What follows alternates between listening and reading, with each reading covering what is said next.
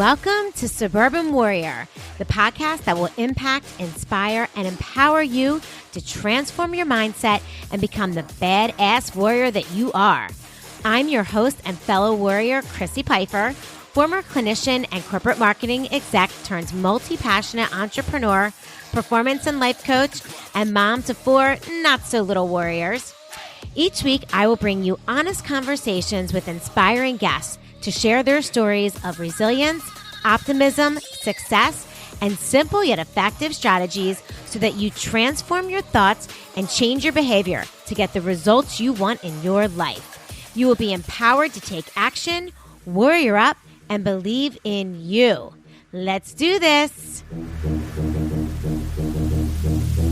Hello, fellow Suburban Warriors. Welcome back to the podcast. My guest today is back by popular demand from season 1. And I will say I brought her back because, first of all, I've received so many texts and messages through Facebook and Instagram and seeing people even live about her first episode, asking so many questions and really intrigued by the content of the episode. So I would say if you're someone who, has lost a loved one in your life and you're constantly looking for signs like I am, or maybe you're someone who has gut feelings that you are always wondering, like, should I listen to that gut feeling? Or maybe you didn't listen to it and then you feel regret. That happens to many of us, right? That intuition that we don't listen to. Or maybe you just really want to deepen your relationship with energy and with spirit. Well, if that's the case, then this episode is for you. I have with me today Michelle Young, and she is a modern day mystic, a medium psychic, and a wife, mother, daughter, and friend. She has been practicing as a holistic energy practitioner for over 8 years. She is currently in the BodyIntuitive Master Practitioner program with esteemed doctors who have dedicated their lives to create new alternatives in healthcare. She is a Reiki Master and teacher, certified in CFT, and she channels messages daily in the forms of poems.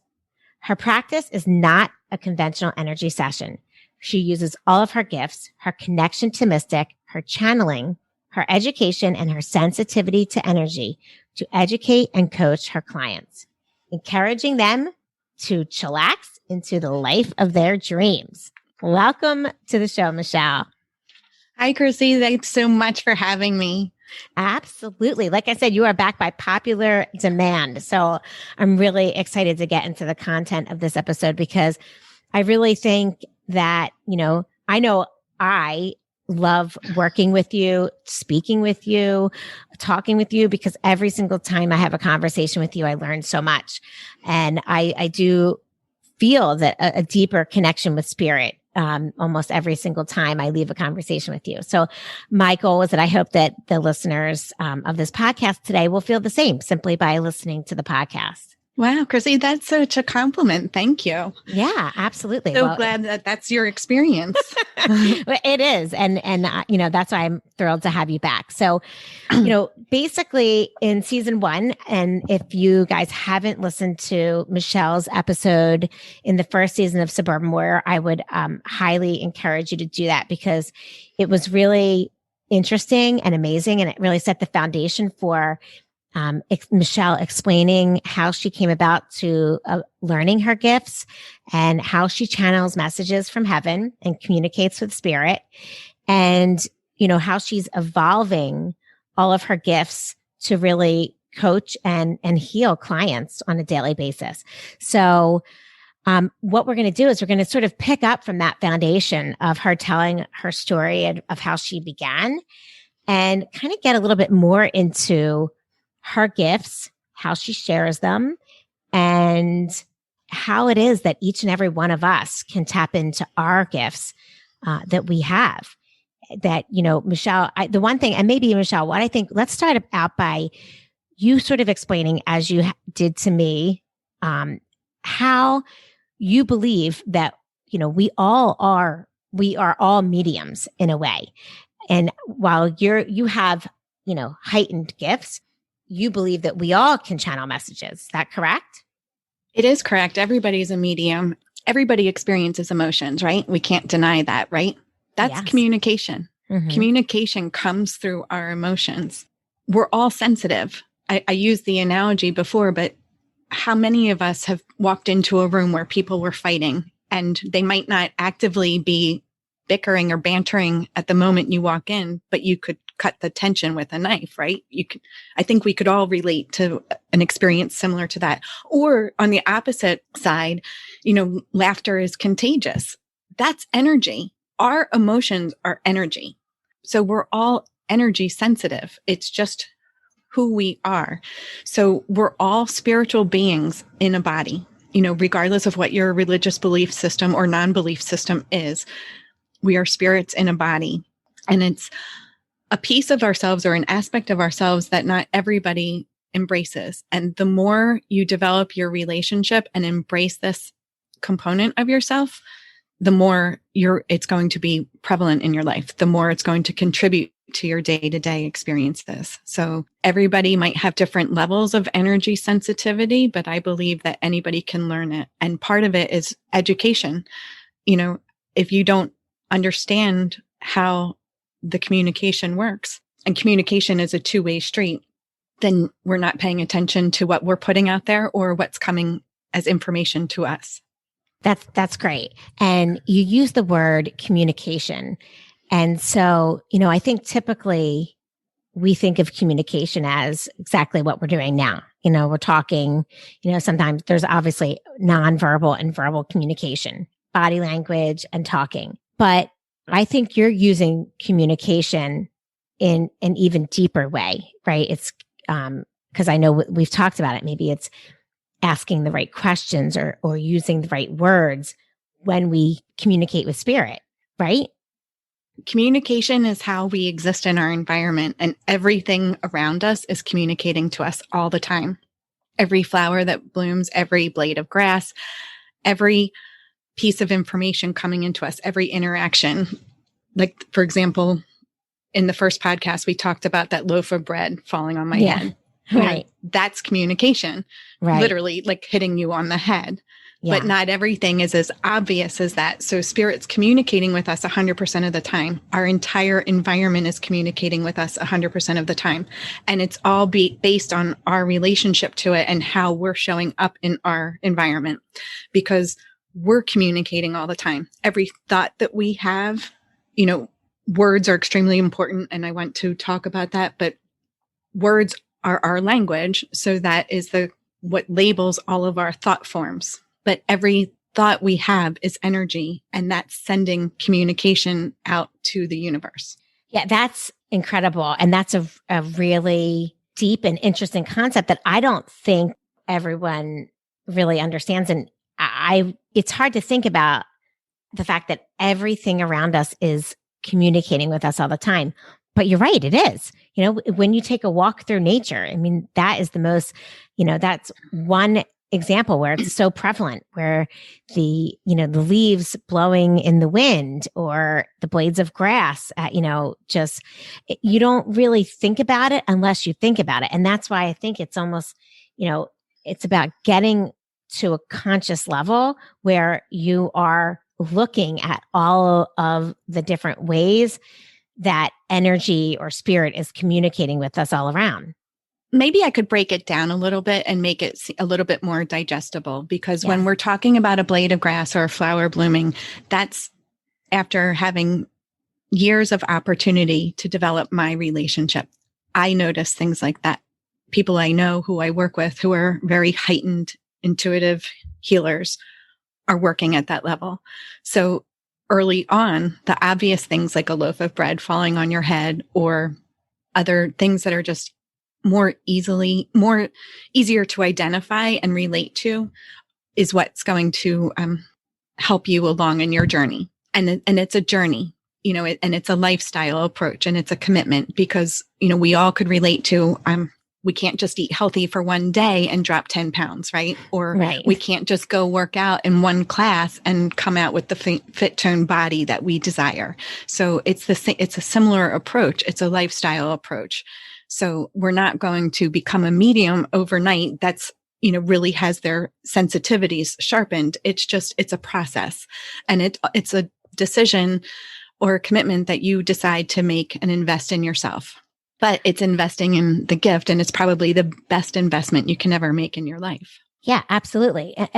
And it is about understanding daily practices and daily habits that you need to do in order to tap into it and heighten it. And, one of the examples that, as you were talking, made me think about is when we first started working together, you and I was working on paying more attention and asking the right questions and communicating with spirit. And I had something that happened to me, and I shared this with you before, but basically I woke up in the middle of the night and I had to go to the bathroom, but I really didn't feel like getting up, and I just was trying to go back to sleep, but something was like urging me to get up. And so I did, reluctantly. And as I walked to the bathroom, there was it's the middle of the night, but there was this bright light shining through my bathroom window. And I literally I had to get into my bathtub to pull up the shade because the window's behind the tub, because I'm like, what is that? Is there a car outside? Is the light on outside? And there was nothing. And it was just this bright light that then all of a sudden went away. And I kind of got the chills, but I was asking for signs at the time, and I was communicating with spirit. And that was like a hit over your head, like loaf of bread kind of sign for me. And I was so, for days, it just rocked my world, and I felt such joy and so happy about it. But then when I wasn't getting more big signs like that, I was like, oh, where are the signs? But I think it's because I had to deepen my relationship to find the signs everywhere. And I had to look for smaller signs, and I had to maybe listen a little bit deeper. And I also got off track on practicing daily habits because of everything that happened with, the quarantine and the pandemic, and my routine and my time as a mom shifted when everybody was home. So, when I put in the work, I did see results. And by results, I mean, I did feel a deeper connection. And then when I wasn't putting in the work, I didn't. So. Oh, I love that analogy. Putting in the work. Yeah. Putting in the work, because that's what defines this commitment, right? Like, you could go to a class and do everything that's obligatory, and you're not going to walk away with that shift, right? That aha. Yeah. Whether it's a technical class, whether it's a spiritual class, like it doesn't matter. If you don't practice your math problems, you're not going to learn how to do math. You're not going to understand those numbers. And it's the same thing. It's how we apply ourselves. When you ask for guidance or when you ask for signs, I had an interesting session the other day, and it was a collective session. So I was working with more than one person at a time. And I love the analogy that came in. So if we go onto Google as a search engine, and we open up the search engine and say, I was searching, I think it's called Oculus. It's a video game. Well, so I was searching Oculus for my son. Now that's something that I would never search for on my own. So an hour later, I'm on Facebook, and Oculus ads are coming into my Facebook feeds, right? Of course. I love that. Right. But that's the analogy that Spirit was using in terms of when we ask for signs. Yeah. When we ask for a sign and then lean in, and I'll explain that, it starts popping up. And it literally can pop up in your Facebook feed. It can pop up on the radio. It can, whether it's a song on the radio. I was doing some spiritual work on myself the other day on Sunday, and then I had an hour drive. And in that car, I didn't just get one song. I got an entire playlist, and it tells a story. So, Wow. We have to be really open of how it's coming in. We don't need to just assume it's one song. It might be a string of 4 or 5 songs in a row. And when that happens, I always Shazam the songs as I'm driving them. So it documents the list, and then I create a playlist, and then I put it on Spirit Shuffle because each song has then a story, and it can keep coming in. And what that does is it validates that I'm recognizing the messages. And the more we recognize the messages coming in, the more spirit's going to keep coming in with more, because we're engaging. We're engaging with them. We're playing with them, and they make you laugh. I mean, the song list, like one song after the other, just made me laugh even harder as each song came on. So it's playful and fun. And that's why it was funny. But what I actually was channeling, and this morning, just preparing for the podcast today, and the word chillax came into play. I don't know if you picked up on that. I did. I mean, I love how it was in your bio, encouraging them to chillax into the life of their dreams. Because I love that, because I know in conversations with you, you talk about how, we shouldn't have to work so hard, right? It's not about how hard we work and, feeling stressed and feeling angry or feeling negative emotions, right? It's about getting ourselves to a place where we can relax or chillax into our being and chillax into what we want and feel guided in a way, but not feel that we have to put so much hard work and stress into it, right? Well, exactly. And we're all divine beings, and we entered a portal on the 21st of December, and we're moving into the age of Aquarius. And Aquarius is, it's water, flow.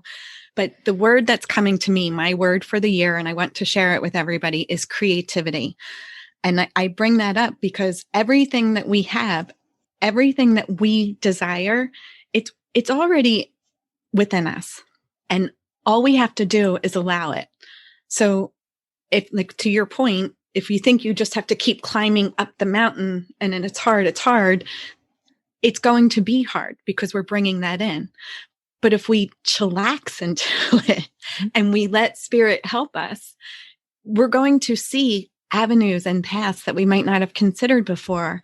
And this is what's really important to open our minds to see how spirit can come in. And here's a great example of that. Last year, we were coming up towards the end of fall, and I didn't have a great picture of my kids to use for our holiday card. And again, going back to that's like mama drama stress, right? Oh yeah, baby. You need that picture. Total mama drama. And, my son has an extremely rigorous schedule. So even having time to work with that and having time to have a photographer is not an easy situation. And I meditated on it, and I received very specific guidance to take my children out of school. It was a Wednesday afternoon, take them out. I forget if it was 12:30 or 1:00, but it was very specific, take them out at a certain time. And I did. And it was a week out. So as soon I made the intention to take them out, and then I said, the perfect photographer is going to show up. So I followed my guidance, and then I called on the universe to support me. I called on God for support. The perfect photographer is going to show up. And I have 3 dear friends who are photographers. And I called each one of them after I made that statement, and none of them were available. And I thought, okay, I'm the photographer. I have a nice camera. I went to school that day to pick up the kids early. I got derailed. 2 things happened, and I was 45 minutes behind my schedule. And the schedule that you had in your mind. Right. But I was very specifically told to take them out of the school at a certain time. Gotcha. So yes, it was the schedule I had in my mind. Yeah. But I couldn't change the things. I had to handle these other 2 situations that came up, and it was easy enough. And I kept just saying my intentions the whole time. We always arrive in perfect time. We always arrive in perfect time. So I took my children to Eastern University, which is around the corner from where we live, and we walk our dog there often. So it's a place that we really enjoy and spend a lot of time there. And it felt very personal to me. So anyway, I'm taking a picture of my children in front of they have a water mill, and I was taking a picture of my children, and just as my camera card was full, because I'm not the best. Because of course it was. Of course it was. Yeah. My camera card was full, and my son saying, "Mom, all these people are walking up to us."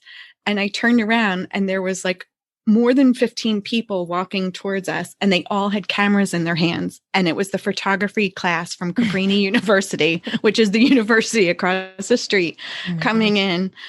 And so now the teacher approached me, and long story short, I had 16 photographers taking pictures of my children. And the teacher said, if you were a minute earlier, we would have missed you.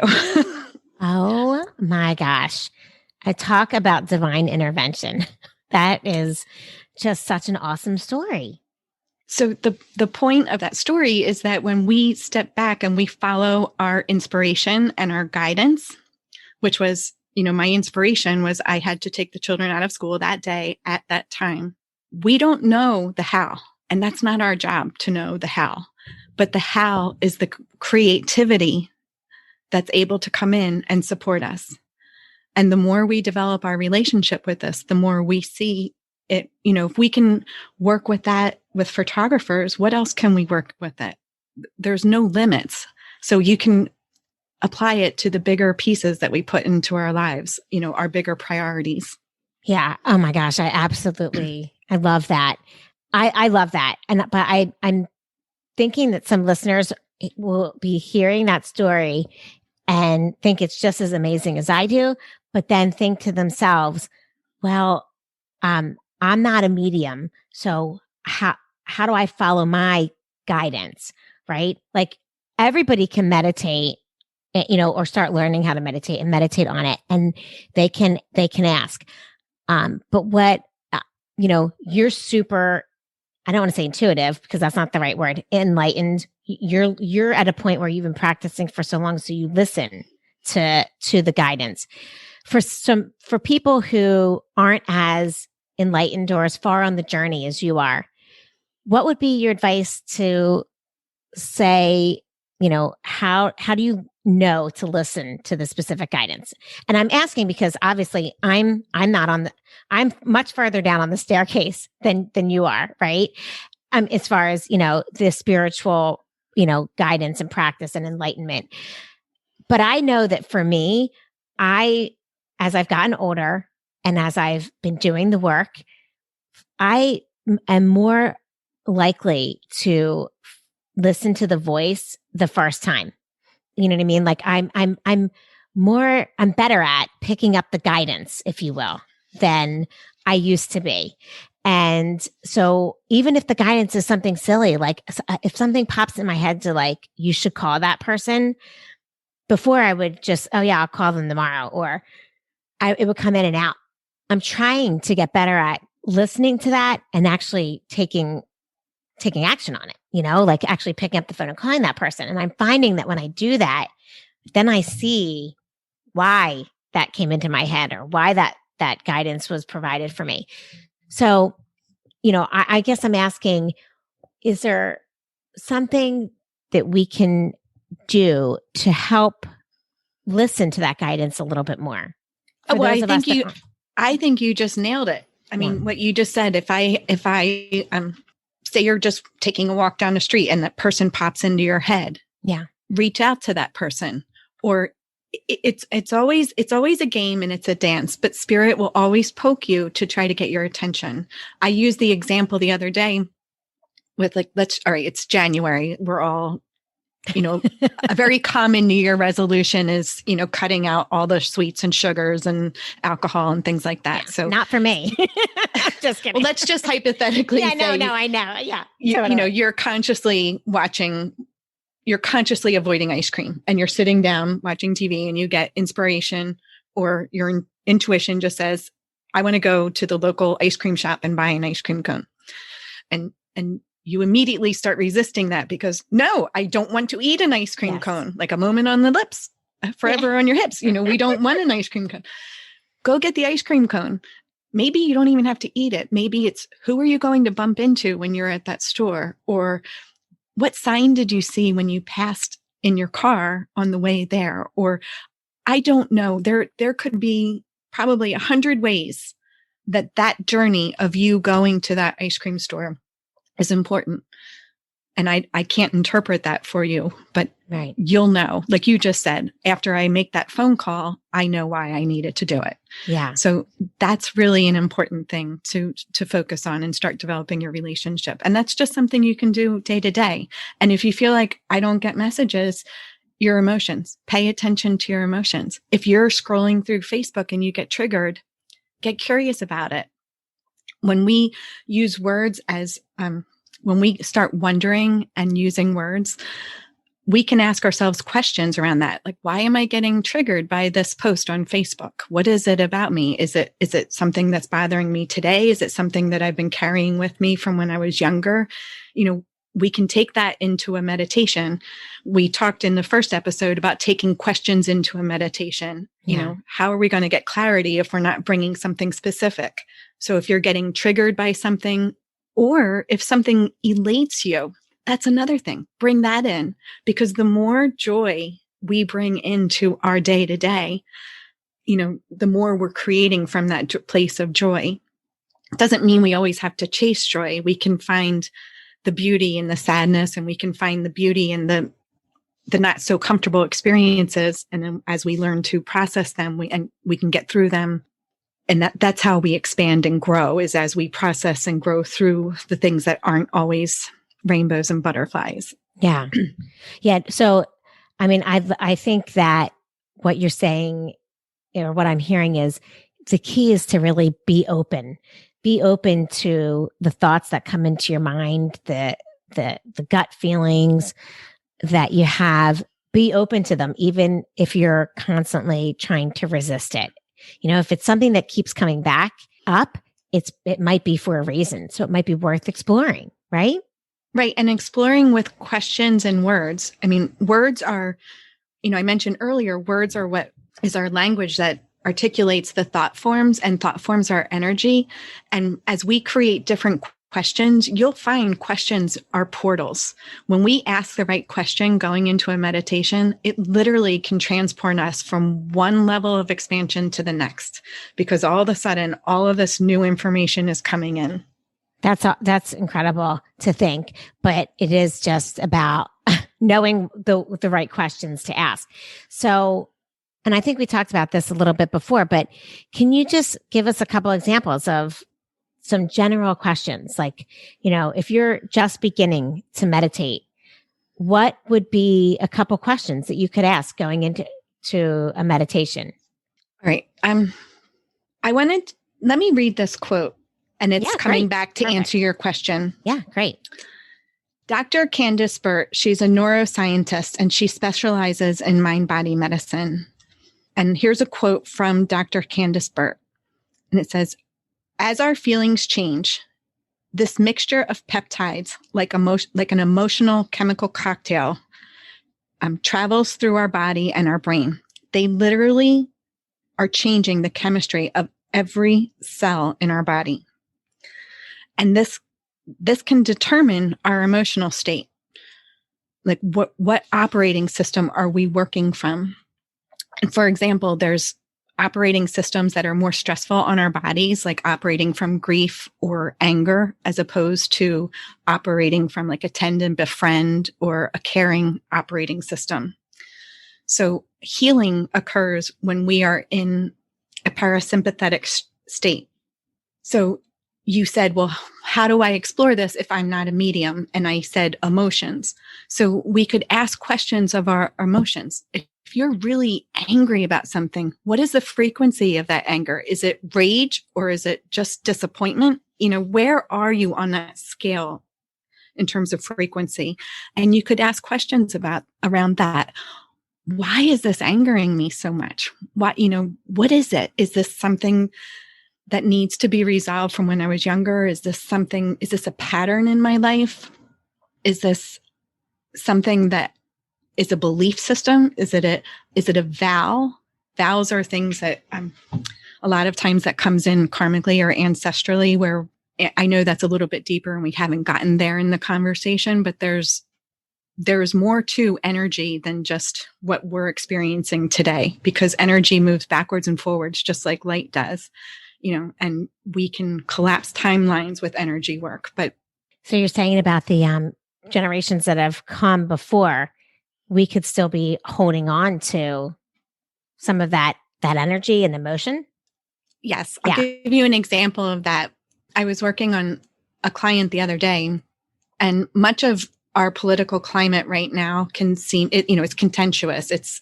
There's unknowns, or even politics aside, just COVID in general, there's so many unknowns. And doing epigenetic work with clients, there's a lot of situations coming up where ancestrally we're going back to a couple of generations where family members have lived through World War I. Yeah. And so there's genetic markers in the body that we have to unlock.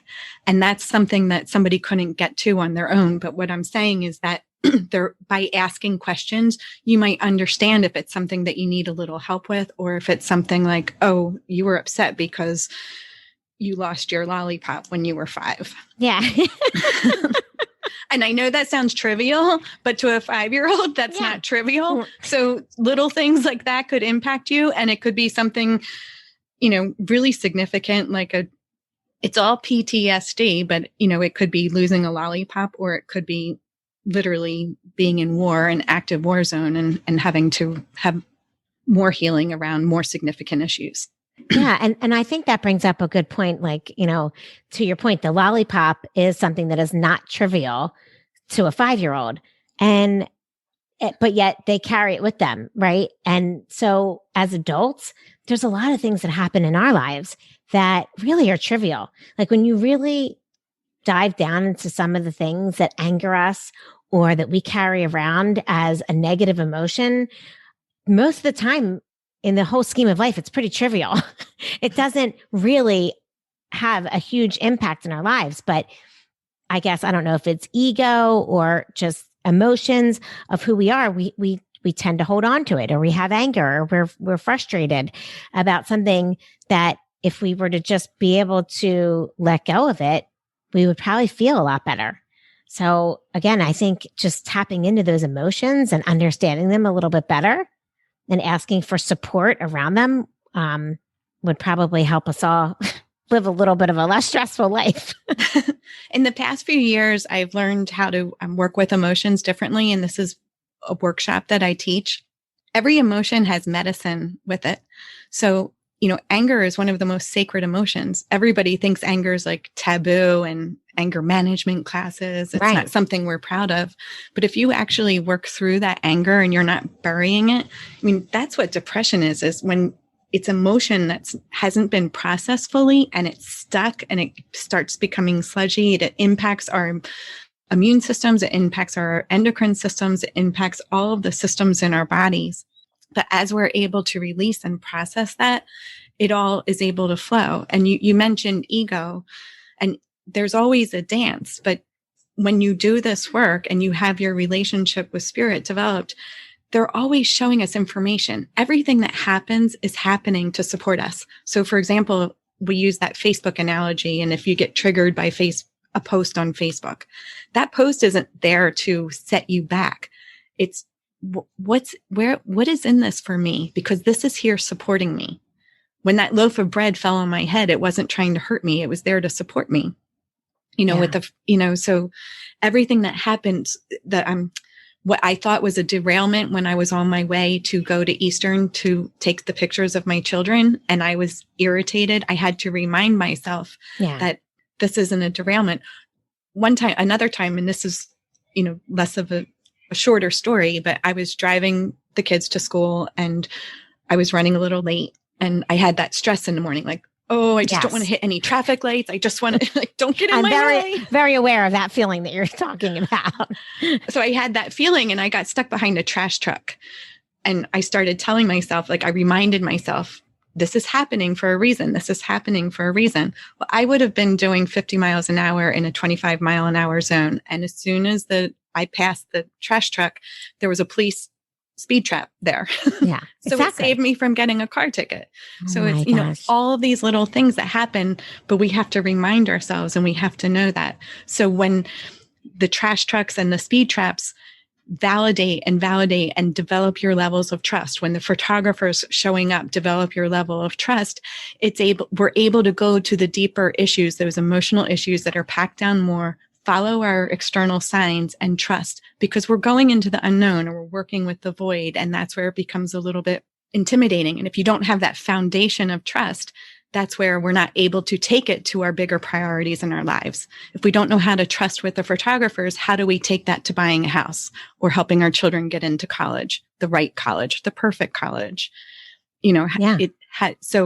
We learn with small, fun things and in playful ways so that we can go up the steps, one step at a time, day by day, and commit to the lifestyle and understand what it is. And this is what I like to teach, because I've journeyed through it. I have the tools to help you see the blind spots that people can't see on their own, whether it's a karmic or an ancestral issue, and I have everything to all the workshops to empower people so that they can do it on their own. Okay. So I love everything you just said. And the thing I love the most is that you said basically everything that is happening is there to support you. Mm-hmm. And you just have to trust. And I think that's really the key. The good, the bad, the ugly, the sad. I mean, everyone has been through a lot this year. It's been a roller coaster of emotions for everyone, no matter what has happened to you every single day. It's been, just not knowing what to do. Is this the right thing? Can I leave my house? Can I not leave my house? Should my kids go out? Should they play sports? Should they not? The list goes on and on. But I think going back to knowing that everything that is happening to you is there to support you and that you have to trust is really just an amazing concept. And I think it's just a perfect place to wrap up the podcast and leave our listeners to kind of ponder on that and hopefully, look into your services as well. You can find Michelle online. Her website is Love One Love.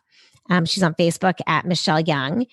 And, I would encourage everyone, if you're interested in hearing more about what Michelle does, certainly reach out to her. If there's that little voice inside of you that is saying, I want to know more, or I need to talk to Michelle because of XYZ, it can't hurt to reach out, because that's that guidance again, telling you there's a reason, and trust it and know that it's there to support you. So, Michelle, thank you so much again for joining me today. I'm so glad we had an opportunity to do this. I had so much fun listening to you, as I always do.